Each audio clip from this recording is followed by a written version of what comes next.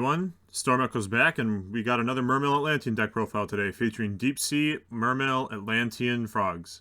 Full hand loops are not the focal point of this deck, neither are unbreakable boards. Instead, we focus on a flexible approach that can go first, go second, break boards, build boards, and do a little bit of everything in between while keeping card advantage and having a lot of resources in the grind game. To start us off, we're running 3 copies of the new search spell found in Eternity Code, Deep Sea Aria, which banishes a water monster to search level 4 lower sea serpents. Then we're running 3 copies of Deep Sea Diva, the all-star normal summon of the deck as long as it doesn't get negated or interrupted.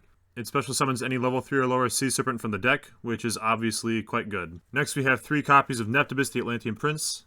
This is the true all-star of the deck, and probably the best card we run. It's our most resilient normal summon, able to send an Atlantean from deck to grave as cost to search an Atlantean from the deck. Additionally, when it's sent to graveyard to activate a water monster's effect, you can special summon an Atlantean from the graveyard. This is the linchpin card in all of our combos and will be our main goal of access. This is also the card that you summon 9 times out of 10 off of Deep Sea Diva. You can also special summon Neptibus using 1 for 1, so we're running 1 copy of that. As for targets for Neptibus' effect, we have 3 Atlantean Dragoons. This is the best Atlantean card after Neptibus. When it's sent to graveyard for Neptibus' effect, or for any water monster effect, you can search any sea serpent. Then we have 3 copies of Atlantean Heavy Infantry. This allows us to normal summon a low-level sea serpent more than once per turn. It also allows us to destroy a face-up card our opponent controls if it's sent to graveyard to activate a water monster's effect. This card is crucial in letting us go first or second, because going first you can keep it in hand for a quick effect disruption, and going second you can use it to break boards. Lastly, we're running 1 copy of Atlantean Marksman. This allows us to destroy set cards our opponent controls, and when it deals battle damage to our opponent, we can special summon an Atlantean from the deck. Sometimes the battle damage effect is the only way you have to get into a game, and it's great to have for back row matchups. Now for the remainder of the Sea Serpents, we're running some of the new Deep Sea cards from the Eternity Code set, starting with 2 copies of Deep Sea Minstrel. You can discard this card in a water monster to locate your opponent's hand and banish a card of your choice until the end phase. And if it's special summon, you can send the top 3 cards of your deck to the graveyard to put a level 4 or lower water monster on top or bottom of your deck as needed. This allows you to recycle resources, but more importantly, it lets us take a look at our opponent's hand and decide how we're going to build our board and what effects we're going to use this turn. If you see things like Nibiru, you can take them out beforehand, or take something else and play around the Nibiru. It also allows us to run Deep Sea Prima Donna in the extra deck and use its effect properly. Then we're running 1 copy of Deep Sea Sentry. If this card's sent to the graveyard to activate a water monster's effect, your opponent must banish a card from their hand face up of their choice until the end of turn. This still allows us to do the Deep Sea Prima Donna plays, and it gives us information about our opponent's deck. The better effect is when this card is special summoned, you can send the top 2 cards of your deck to the graveyard, then target a level 4 or lower water monster in your graveyard, and add it to your hand. This allows us to add back cards like Neptibus or Heavy Infantry. Next, for one of Sea Serpent targets for Dragoons, we have 1 copy of Moulin Glacier the Elemental Lord. If you have exactly 5 water monsters in your graveyard, you can special summon it, and when you do, your opponent must discard 2 cards at random from their hand. This is like a mini hand loop all by itself. It's a little difficult to use properly because of the summoning condition, but this is a critical part of a lot of our turn 1 combos. Leaving your opponent on 4 cards in their turn is a great way to force them to play into your board fairly instead of just breaking it and winning. Next, we're running 1 copy of Lapis Dragon. When it's added from the deck to the hand or from the graveyard to the hand, you can special summon it. This allows us to go into some Halki Fibrax plays and is a critical level for some of our Synchro plays. It's also just nice to have a free extender besides Moulin Glacier that you can search off of Dragoons. And our final generic Sea Serpent extender is 1 copy of Xyz Sly Dolphin. This is a bit of an unorthodox pick, but when an Xyz monster is special summoned to your field, you can special summon this card from your hand. And if an Xyz monster is special summoned to the field while this card's in my graveyard, you can attach it from the graveyard to that monster as material. This allows us to have a great level 4 Sea Serpent extender to make our plays on the first turn. It actually allows us to float into a graveyard Xyz monster and then attach it to material to use the effect again. For instance, Mermail Abyss Alacia can Monster Reborn your Mermail Abyss YuGiOh. He'll have no material, so he's mostly useless, but then the Xyz Sly Dolphin comes out, attaches, and now you can skill drain the field again. Xyz Sly Dolphin is one of the more critical cards for making the grind game really work in this deck. And look at that cute artwork. On to the Mermails, the Sea Serpent Mermail target that we run and search with Dragoons almost every game. 2 copies of Mermail Abyss Megalo. You can discard 2 water monsters to the graveyard to special summon this card from your hand. When you do, you can search an Abyss spell or trap card from the deck to the hand, and you can also tribute a different face-up attack position water monster to attack twice that battle phase. The Abyss spell or trap that we search is 1 copy of Abyss Scale of the Mizuchi. This makes an Mermail monster gain 800 attack, and whenever your opponent's first spell effect resolves, it's automatically negated, and then this card goes to the graveyard. Fun fact about Abyss Scale of the Mizuchi, because it activates after resolution, it negates cards like Super Polymerization and Forbidden Droplet. For the other Mermails, we're running 3 copies of Mermail Abyss Teus. This is the on-paper best Mermail. Discard another water monster to the graveyard to special summon it from your hand, triggering Atlanteans and other effects. When you do, you add a level 4 lower mermail from your deck to your hand. It's a level 7 and it's a great extender. For the Mermail Atlantean's search targets, we're running 2 monsters. 1 copy of Mermail Abyss Pike, who when he's summoned can discard a water monster to the graveyard to add a level 3 water monster from deck to the hand. And 1 copy of Mermail Abyss Gund. If this card is discarded to the graveyard by any means, you can target a mermail in your graveyard, except itself, and special summon that target. Mermail Abyss Gund allows you to special summon back your Mermail Xyz, which the Xyz Slidelphin can then attach to, because Xyz Slidelphin does not say when an Xyz monster is Xyz summoned, it only must be special summoned. So that's part of the critical grind game in this deck. Next we have 3 copies of Swap Frog. You can discard a water monster to special summon it, and when it's normal or special summoned, you can send a level 2 or lower aqua monster from your deck to the graveyard. This is an excellent extender. It actually allows us to play the game through interruptions a lot of the time going first, particularly because the card that you send off of it, Ronin Totem, in conjunction with Swap Frog, allows you to naturally make a totally awesome very early in your combos. This allows you to beat cards like Nibiru or Impermanence, baiting them out or forcing them early. Overall, the Frog Engine is a great way to play through disruptions, and Totally Awesome is an excellent card. Next we're running 1 copy of Aqua Spirit. Aqua Spirit is just a great generic level 4 extender. You banish water from graveyard to special summon it. It's level 4 Aqua.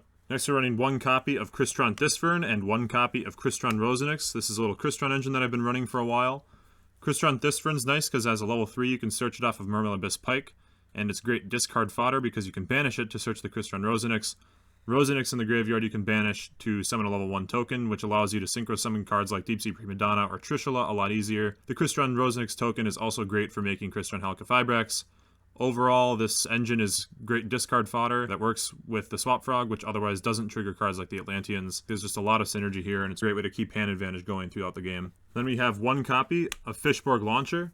This is our tuner that we special summon off of Crystron Halqifibrax, although it's not bad to have in the hand anyways. If you have a monster in your graveyard that is water, and you have only water monsters in your graveyard, you can special summon it once from the graveyard, banishing it when it leaves the field the next time. You can only use it to synchro summon water monsters, but it's a level 1 tuner, and all of our synchros are water. Overall, Fishborg Launcher and Halqifibrax fundamentally change the way this deck is played and the boards we can make.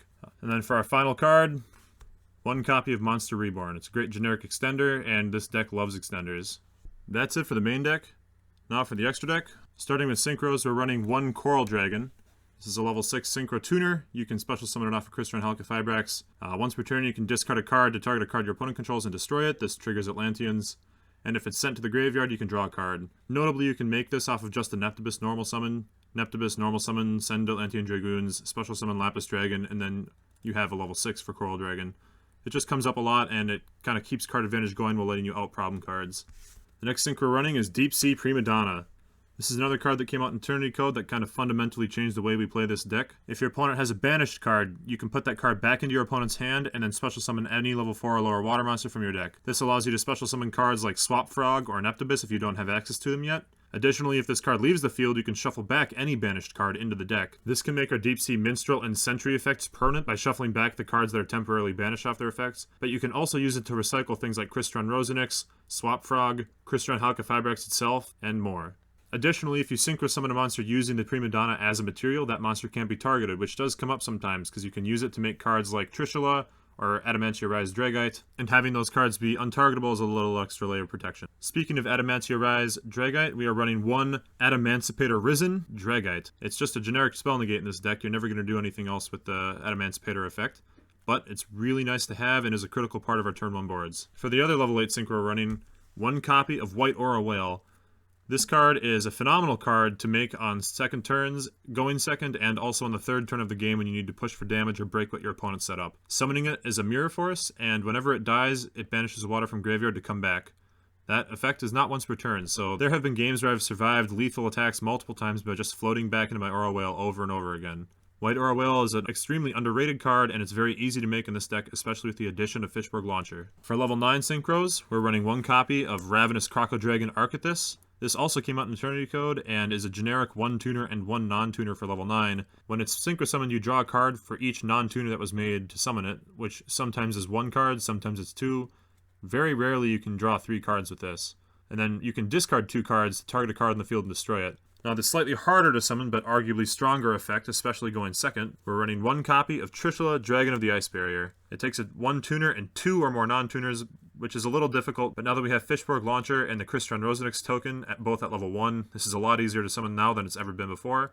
When it's synchro summoned, you banish 1 card from your opponent's hand, field, and graveyard, non-targeting. I've used it in the past to remove cards that my opponent summoned during my first turn, such as Nibiru the Primal Being, or Plunder Patrol monsters that were discarded off of Moulin Glacier.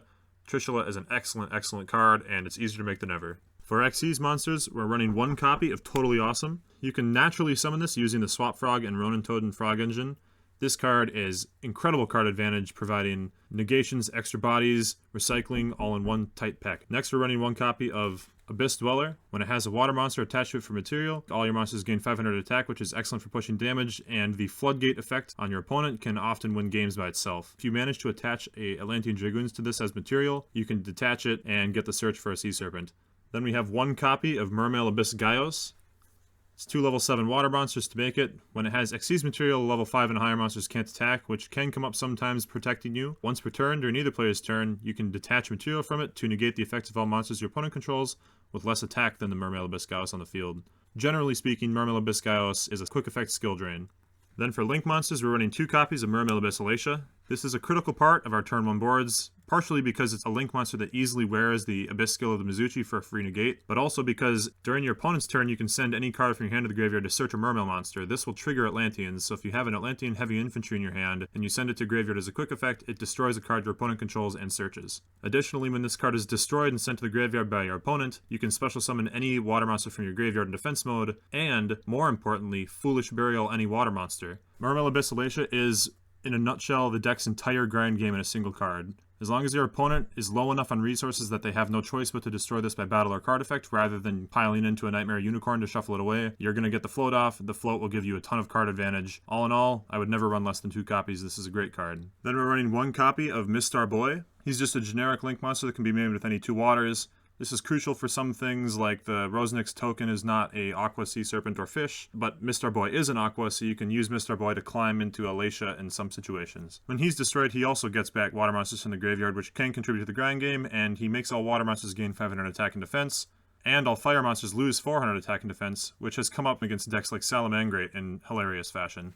Then we have 1 copy of Marincess Coral Anemone. You can target a water monster with 1500 less attack in your graveyard and special summon it. This allows you to special summon back cards like Swap Frog or Neptibus, and is generally a great extender to have. Then we have the boogeyman of the current format, 1 copy of Crystron Halqifibrax. In this deck, it's less abused for an infinite combo board, and instead is utilized for the fullest. It's easy to make using Deep Sea Diva or Lapis Dragon, and the level 3 or lower tuna that you special summon will almost always be Fishborg Launcher to provide more access to water monsters and the good synchro summons. You will also often try to leave this up on the field because both Deep Sea Prima Donna and Coral Dragon are synchro tuners. You can often tag out the Halqifibrax into one of those to get their effects off. Coral Dragon getting the draw, and Prima Donna shuffling back a banished card. When you're really lucky, you'll keep those cards on the field until your next turn, and when that happens, you've usually gained enough advantage to win the game. Then we're running 1 copy of Blackluster Soldier, the Soldier of Chaos. At this point, I consider it an honorary Mermail. Overall, Blackluster Soldier, Soldier of Chaos is an awesome boss monster for the deck, very difficult to kill, and it provides us with more critical non-targeting, non-destruction removal, as well as a huge body. And that's it for the extra deck. Now I just want to quickly discuss some side deck options that are unique to the Mermail deck. First, Gamecill the Sea Turtle Kaiju is better in Mermail Atlanteans than in any other deck because of the Water attribute and Aqua type line. Aqua means you can tribute it for Totally Awesome, Water means you can discard it for your effects, so it's less likely to brick here than anywhere else. It's a great going second card. Then for if you know you're going first, I like to side in my 3rd copy of Deep Sea Minstrel to give us more information about what our opponents are playing, and my copy of Testudo Erat Newman, which is a floodgate where neither player can special summon monsters that have 1800 or more attack. Testudo Erat Newman can be special summoned, among other ways, by your Mermail Abyss Apollousa float, as well as sent to the graveyard with Swap Frog and revived using one of your effects, such as Coral Anemone. If you know you're going first, it's nice to have a floodgate sometimes. And that's it for my flexible, non-linear, non-combo, non-hand loop, non-unbreakable board, stupid bullshit, non-clickbait water deck. The Mermail Atlantean water deck is my favorite archetype of all time, and I make a lot of content with it. If you liked it, subscribe. Thanks for watching, and I'll see you next time.